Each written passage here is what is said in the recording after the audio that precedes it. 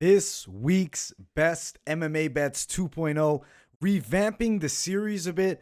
The differences will be it'll really be towards value betting. We'll still talk locks, dogs, parlays, etc.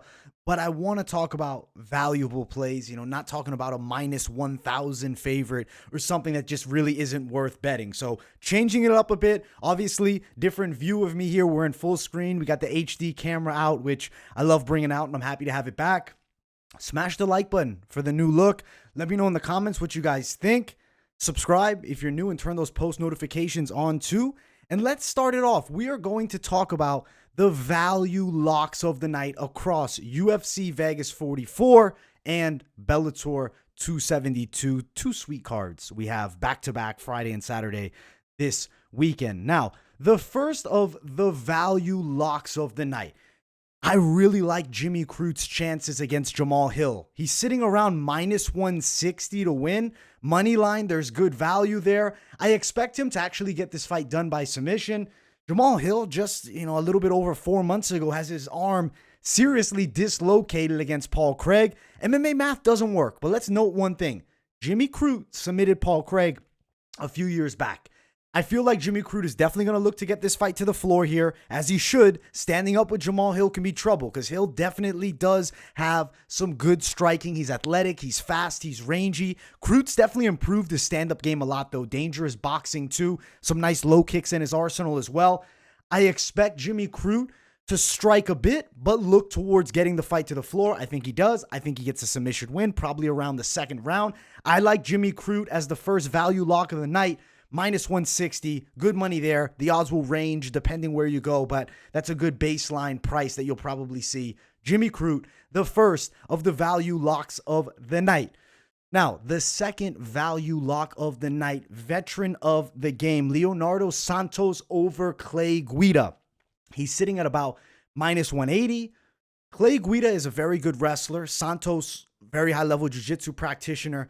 He's a taller and longer guy. I feel like in the clinch, I don't see Guida being able to get Santos to the floor. And if he looks to get Santos to the floor, we've seen Guida submitted in the past with guillotines. That could be a problem here. We could definitely see Guida submitted. Wouldn't be shocked if we go the full three either in this fight. Some clinch work, but also I think Santos from range has better striking than Clay Guida. Guida definitely is chaotic and wild and can have his moments and land. I don't think against a guy with the technical abilities of Santos. I feel like even at, over 40 years of age, Santos still has the tools, I believe, to beat Clay Guida in this one. I think he goes out there, wins a hard-fought decision. That's a realistic outcome. And at minus 180, that's a solid tag to play, not super widespread. It's a good value lock of the night. Now, the next of the value locks, Manel Kape. I do believe he beat Zhalgas Zhumagov, win by decision. He's sitting at about minus 225, so the value is not as good as the others, maybe more of a parlay addition, but still a good value lock if you're throwing a good amount of cash at him. I like the minus 225 tag. I do wish it was a little closer, but it's not bad either. I really feel like he works Zhumagov here. Probably distance. Zhumagov, not going to be an easy guy to finish. He's going to look to wrestle. Might even get Kape down a few times. I don't see him maintaining top position. I see Kape getting up, outstriking him, pressing him, landing good shots. Could Kape get the knockout? Maybe, but not confident enough to go jump on that prop bet. I like win by decision, Manel Kape, and I like that minus 225 tag. Now, the next is Alex Morono. I believe he's going to run through Mickey Gall. There's a level difference here. Mickey Gall, recent loss to Mike Perry. You look at Alex Morono, he's done very good work in recent bouts. His stand-up game is high level. He's aggressive. He's explosive. He has a unique flair to his style. He's competent on the floor as well.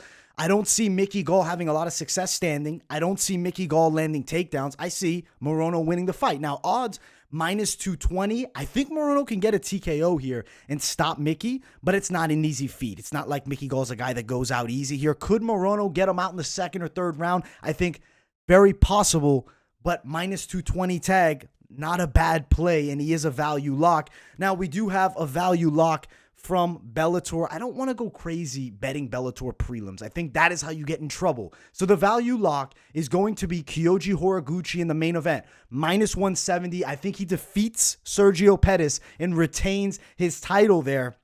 Minus 170 is a decent tag. I could see a knockout, but I could also see decision for him. I'm liking minus 170 a lot. I think Horiguchi puts on a good fight and gets the win. We got 5 value locks. That is the value lock section. If you guys haven't, smash the like button and let's jump over to the value dogs.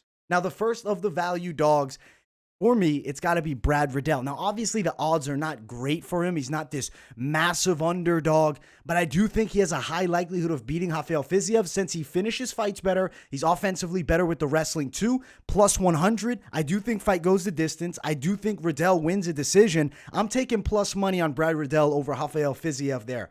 Next one. This is going to be maybe more of a stretch play, but I think that Jeremiah Wells can knock Jake Matthews out. Plus 155. Maybe you want to play that prop. Maybe you want to play him straight. Plus money is solid there. I do expect him to be able to beat Jake Matthews.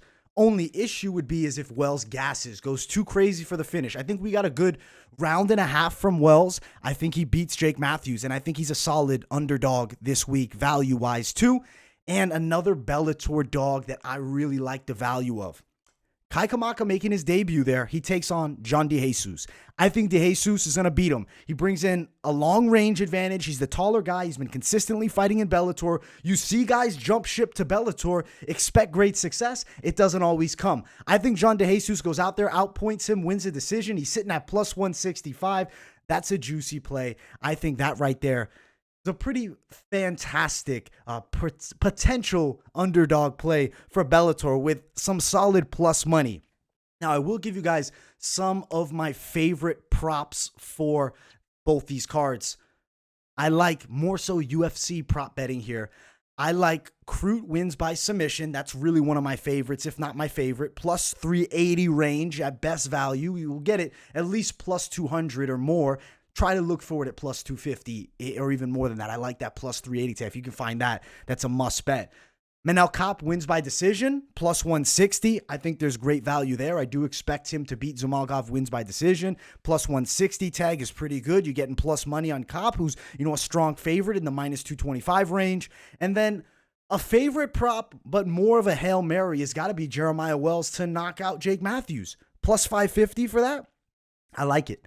I really do like that one a lot. I think the plus 550 tag is definitely worth a stab, even if it's just with a little bit of money. That's some great value coming back at you. If you can find plus 400 or more, I think it's worth it because I do think Wells has the potential to get the KO in that fight. Now, I do want to bring in the parlays, the cross play. We have a few parlay ideas. We'll first talk like UFC only parlays. One that I'm loving this week is Crute Morono. I think that's a fantastic one. It's about plus 135 for that. If you're looking to add a little more risk, maybe you want to do a 3-fighter parlay, we go Crute Kape Morono. That's sitting about plus 230. I like the value there too. If you want something with a little more risk, you need a little more juice in your sales. You're not just trying to play 3 favorites. You want a dog. I like Crute Kape Morono and Brad Riddell on a parlay. That would sit at plus 550 if you did that. I like that plus 550 tag a lot. I think that's a parlay. If you're looking for 4 fighters, you're looking to bring a dog in with UFC only, that's worth playing. We got to talk cross parlays, though. We got to talk both sides of the gate, UFC and Bellator. If you're cross parlaying things and you want to double it up, Crute Morono Horiguchi sits at plus 280. I don't mind just Morono Horiguchi or Crute Horiguchi. Obviously, the money will drop a bit. It'll be in the plus 100 range, depending where you're at. The value's still there, though. I think you can make something decent. I think Horiguchi should win. Crute Morono Horiguchi altogether, plus 280. I think the value's definitely there. Do you want to add in an underdog, potentially, with some UFC locks, Bellator locks, mix it up? Maybe you go Crute Morono DeJesus. You're looking at plus 525 if that cashed. I think there's value there.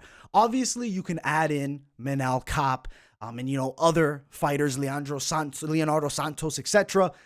The farther you get, the more fights you get. Obviously, the risk is going to jump. So I want to keep it like more safer plays. The biggest parlay we really go is the 4-fighter parlay. But obviously, do as you guys please now that you have the information here and you get an idea of what we're looking at. Another one I like is Crute Morono, Horiguchi, and DeJesus to cross parlay at plus 900. That's great value. Plus 900 on guys that I really do believe come through and win fights. I know that Kai Kamaka is coming with the hype jumping over to Bellator from the UFC, Hasn't looked great in the UFC in the past few. He's dealing with a guy that looks good in Bellator. Lone recent loss is Aaron Pico, who's an absolute stud and potential future Bellator title challenger / champion. Not a bad play. Plus 900. Now, if you're looking to just dog it up, you want a safer dog-only play. If you cross-play Riddell de Jesus, you're looking at plus 430. There's money to be made on both these cards playing intelligently. I feel like some fun props, some good value bets. Obviously, there's some other fighters on the card that I expect to win, but the value's really just not there. I mean, let's talk about Johnny Eblen. I expect him to beat Colin Huckbody. He's a minus 1,000 favorite. There's nothing appetizing about playing that. Emmanuel Sanchez, older guy, not a bad bet. He's minus 175 range. It's okay, but Sanchez is still not the youngest fighter in the game, has been around for a while. I expect him to beat Jeremy Kennedy. Just some ideas. On the undercard, not specifically a portion of like the best bets to play, but I do want to give you guys the information. Kyle Crutchmer, minus 125. I expect him to win. Vincius de Jesus, minus 105. I expect him to win. Alexander Shabalai, I expect to run through Bobby King, minus 549. If maybe you want to touch fight ends inside the distance for Shabalai, plus 175. There's some value on that one for Bellator. Some others, I think Mike Hamill beats Khalid Mota. He's a good dog, but I couldn't include him in the value section because I don't think for the risk versus plus money it's there. He's plus 110. I do think he wins. Dan Moret, Spike Carlisle. Originally, I was going to include Dan Moret, but the odds have come a lot closer. They opened much wider. Plus 105 for Dan Moret, around that level. Jumping to the UFC, we'll quickly slide through. Brendan Allen, I expect him to beat Chris Curtis. Potential finish for Brendan Allen over Chris Curtis, maybe. Allen wins by a submission, plus 170. I think he could catch Chris Curtis in a sub. I think that Cheyenne Vlismas wins, a.k.a. Cheyenne buys. I think that